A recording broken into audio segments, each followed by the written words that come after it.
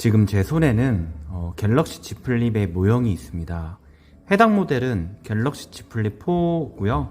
사실 Z 플립 시리즈는 플립 3와 플립 4는 디자인이 똑같고 플립 5 때 조금 많은 변화가 있는데요.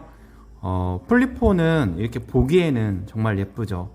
진짜 이렇게 유니크하고 색상도 예쁘고 한 손에 딱 들어가고 그러다 보니까 많은 여성분들이 특히 많이 좋아하고 실제 구매를 많이 하는데요. 저희도 사실 플립이 정말 볼륨 모델이기 때문에 판매를 안 할 수는 없습니다. 고객님들이 플립을 구매하고 싶어서 오셨는데 플립에 대한 단점만을 이야기하면서 구입을 조금 못하게 하는 건 또 세일즈를 하는 영업맨으로서는 좀 어려운 부분인데요. 자, 이렇게 예쁘고 진짜 깜찍하고 유니크하고 가볍고 성능도 이 정도면 준수하고 가격도 평상시 구매하기 좀 좋은 혜택들이 많고 이 폰이 요즘 들어서 굉장히 좀 문제가 많이 있습니다. 플립 5에서는 아직까지는 그런 문제가 많이 발생을 안 하지만 플립 3와 플립 4를 사용하시는 분들의 대부분이 최근 들어서 엄청난 곤욕을 치르고 있는데요. 바로 내구성 문제가 많이 좀 심각하게 이야기가 나오고 있습니다. 자, 사실 이 플립 4의 가장 큰 단점은 배터리 러닝타임, 배터리 효율성 이런 부분에서 항상 제가 이야기를 했지만 배터리야 내가 그때그때 충전하고 좀 사용을 덜하는 분들 입장에서는 그렇게 문제가 되진 않을 일이라고 보는데 지금 제가 말씀드릴 그 문제는 정말 엄청난 문제라고 생각합니다. 자, 삼성전자에서 이 정도면 조금 진지하게 생각하고 고객 케어를 위해서 좋은 정책을 내야 될 것 같다는 생각이 드는데 대부분 엄청난 수리비로 인하여 울며 겨자 먹기로 고쳐서 약정 기간을 또 사용해야 되는 부분 때문에 어려움을 겪는 분들이 많이 있습니다.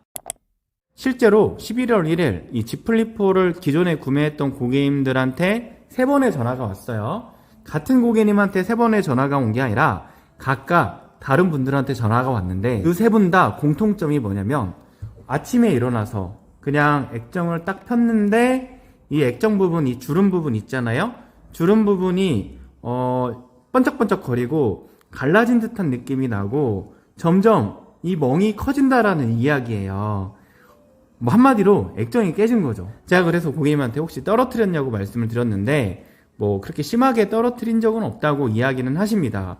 그리고 이 힌지 부분 있어요. 힌지 부분에 충격이 많이 가해지면 액정이 깨지는 현상이 있는데 힌지 부분에 찍힘이 있거나 파손된 이력이 있냐 이렇게 물어보니까 또 그런 것도 없다고 하는 거예요. 자, 물론 이제 고객님들이 대부분 똑같긴 한데 내가 이렇게 그냥 떨어뜨렸다 이런 거는 그냥 대부분 그렇게까지 또 떨어뜨렸다고 생각하지 않고 말씀을 해주지는 않아요.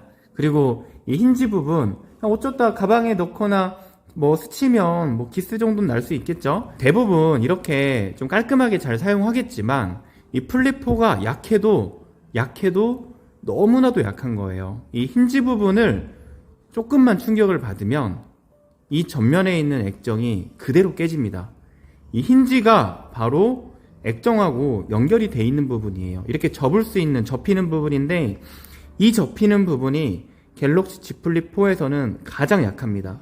이쪽에 충격이 가해지면 화면이 그대로 나가버리는 거예요. 그러면 보험을 가입했다 이러더라도 10얼마씩은 들어가고 보험 가입이 안 됐다 이러면 난리 나는 거죠. 한 50만원 정도 수리 비용이 발생이 되는데 자, 플립 4가 약하다는 건 알았는데 갑자기 11월 들어서 왜 이렇게 깨짐이 발생하느냐 곰곰이 생각을 해보니까 아무래도 조금 날씨에 영향이 있지 않나 이런 생각이 들고 있습니다.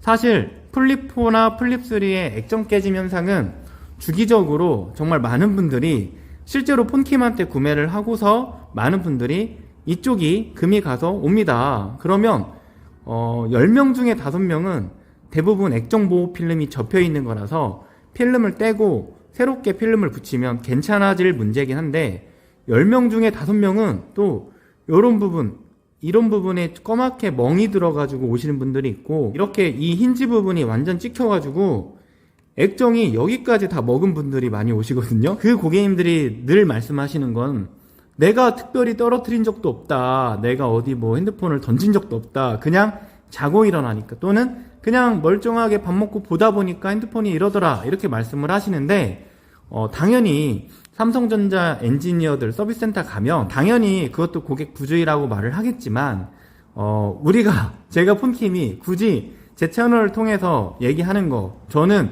삼성전자의 눈치를 볼 필요도 없고 SK텔레콤 공식 대리점을 하지만 SK텔레콤의 눈치를 보지 않습니다. 그동안 판매했던 이 Z 플립 3와 Z 플립 4는 사실상 내구성에서 심각한 문제가 있었고 그 부분을 삼성에서 어느 정도는 좀 정확하게 불량으로 인정을 해줬어야 되지 않을까 이런 생각이 듭니다.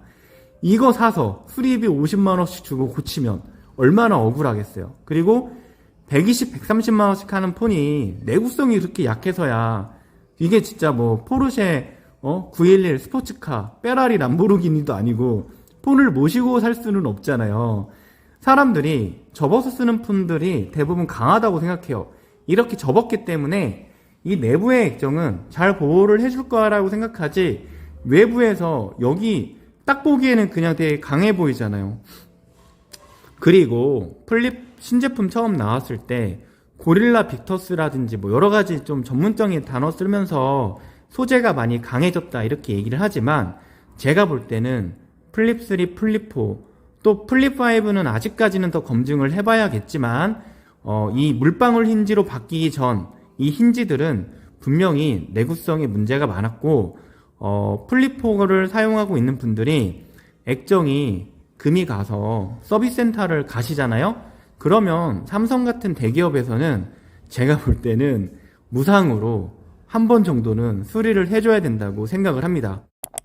진짜 요즘에 플립을 구매했던 고객님들한테 전화가 올 때마다 가슴이 콩닥콩닥거리고 고객님들 중에서 보험 가입을 안 하신 분들은 정말 안타깝고 저도 판매자로서 책임을 느끼면서 앞으로 이 플립을 어떻게 판매를 해야 될까 고민을 하고 있으며 플립5를 구매하신 모든 고객님들한테 고객님들이 진짜 싫다고 하셔도 파손보험은 필히 가입을 해드려야 되지 않을까 이런 말씀을 좀 드리면서 오늘 영상을 마치겠습니다. 혹시 여러분들 중에서 플립 시리즈를 쓰고 있는데 이렇게 어이없이 액정이 깨지신 분들 재밌는 이야기들이 있으면 아래 댓글로 자유롭게 남겨주세요. 자, 오늘은 여기까지 할게요. 고맙습니다.